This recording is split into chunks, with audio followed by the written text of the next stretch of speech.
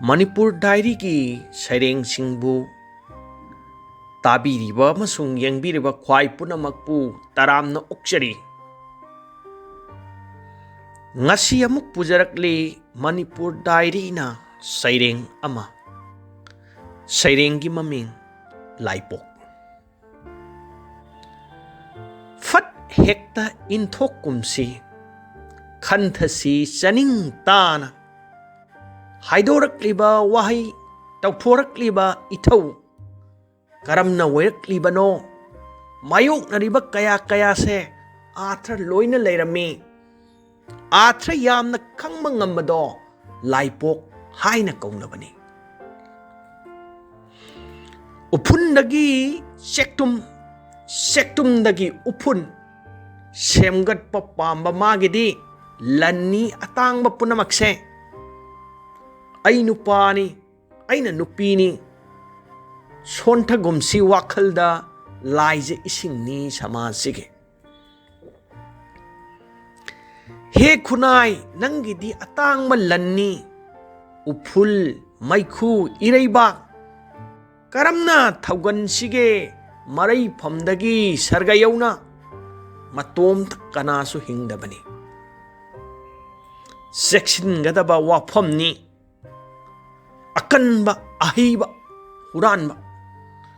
afaba asingba mitrang amakhaktang oina ujabatani khutpu amagi thausinni apunma pamlibani haiduna makhoigi pandamgi artha aina munna khanghodrabadi chappasu leibani awafamda mangani honajanman punamak thawai phawba lobani thaidoknaba amotpadagi matam sana khangnaba leppa yade thiba humba ahingbagi artha Laipokki makun ihauraknaba thagatjari. Pungning thaugatpibo oina channel asibu like amadi subscribe tawbiu amasung share with friends and relative thagatjari. Laipok ariba Seireng asiki nunggi arthadi asumna nainaba yai. Aebana mipum khudingmakpu Laipok yamna oihanningi. Fat hekta saobadi yamna pamjadaba Asaobana afaba amata taubarakpa ngamde afaba mibusu Asaobana fataba oihanli. Aduna tauthorакliba thabak thauram ngangthorакliba wangang khudingmakche munna taraga madugi arthado munna khangaga tunana chatminanaba khanthaminaba pami artha yamna khangba ngamba thaudok wathokki maramda munna khangba ngamba mido posakto sado adu Laipokni haina khangnai. Laipokna miyamgi kanaba khangalli utpi pibi puthokpi mahak leibana miyamgi nungaiba fawi semgatpa sagatpa afaba pamba midadi upul oigera sektum oigera kausing oigera atangba lan ngaktane samase kanna tai yam akanba afaba nungaiba oinaba honabada nupasu nupisu aisu nangsu masu change laije isingna fajana sengdokpiba samthokpiba isingna luna yam ningthiba isingna thaaga mido mapanga kalhanba hinganba asomna samaj akanba samaj ama oina wona matamda aina nupini aina nupani na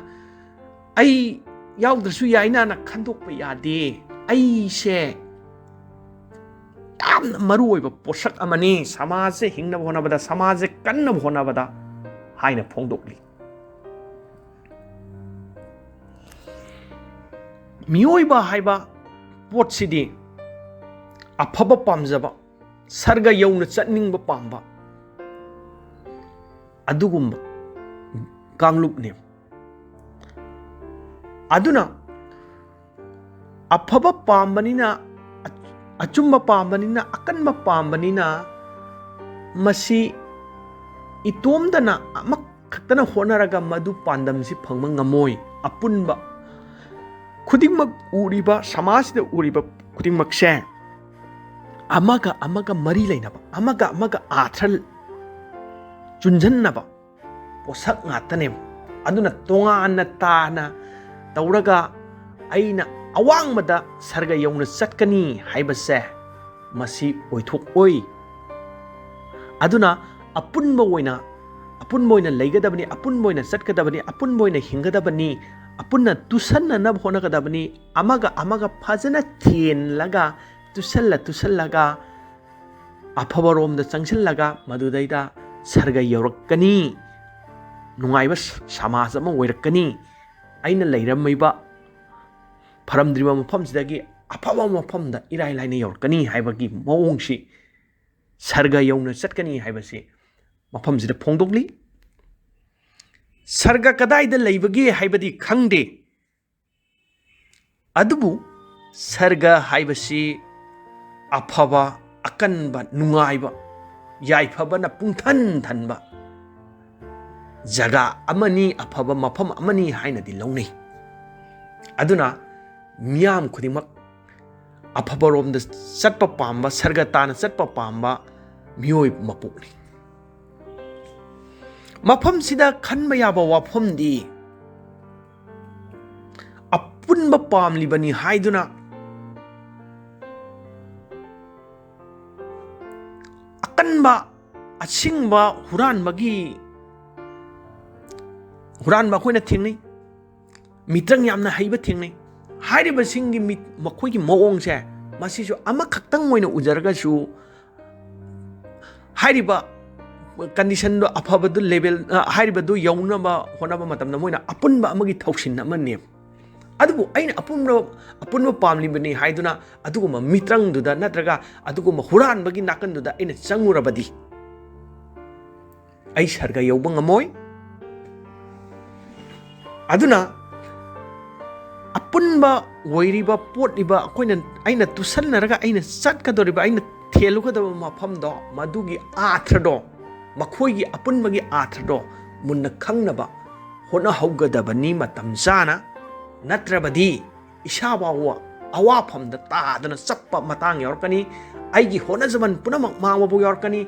aigi thawai phawba mangba yorkani aduna masi munna khangaga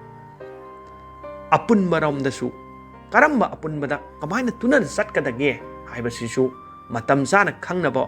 honannabagi damakta thiba humba lepa sungya yade magi ahingbagi songi ahingbagi athana karino haina munna khangdaba yade aduna athraje yamna khangnaba honasi aikhoi amuktadi laipok amukta wehausi nugaina amukta hinghausi haina Seireng asina mafam asida phongdokli